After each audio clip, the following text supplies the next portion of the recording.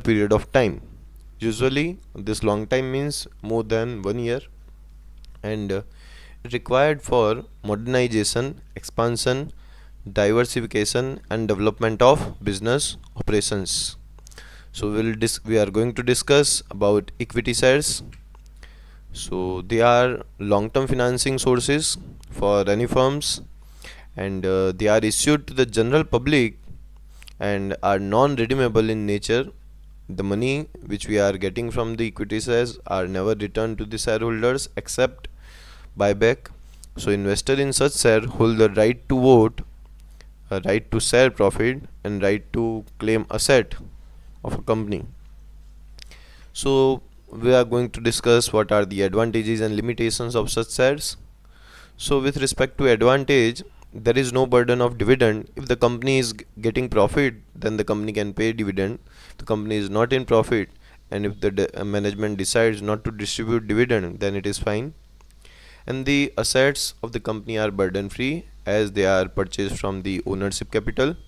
Second, there is no burden on the return of capital as we need to pay only to the shareholder. There is no need to pay to any external parties, any borrowed funds.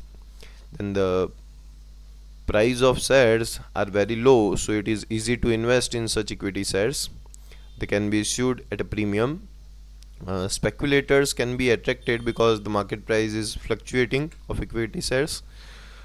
Here, all the shareholders are the owner of the company, but the management is from the representatives of these shareholders. They are known as board of directors. Then these kind of shares can have more credit because it is only ownership funds. There is a freedom in framing dividend policy with respect to shareholders because you can pay more, you can pay less, or you can not even pay, you can reinvest the whole amount of money. Then the capital structure becomes simple with respect to equity only, and these equity shares also get the benefit of getting rights share and benefit of getting bonus shares.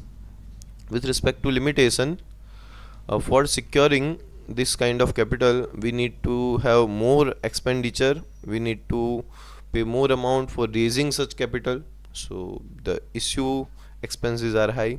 Second, these kind of shareholders are obviously they are the owner of the company, so they are having the right to vote, right to attend the meetings. So sometimes there may be interference in the management. The situation of overcapitalization can arise if the company is issuing more amount of equity shares, and the big limitation is there is uncertainty of dividend, whether the shareholder will get or not. It is not defined, not confined.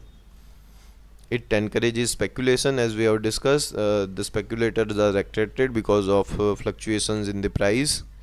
Then trading on equity is not possible because it is only equity. If we use some fixed interest bearing securities, then and then only trading on equity can be possible. So here it is difficult to raise capital at the time of recession because people are not having much money and they cannot invest in the share market, they cannot invest in the equity shares, and the wealth is centralized among limited people.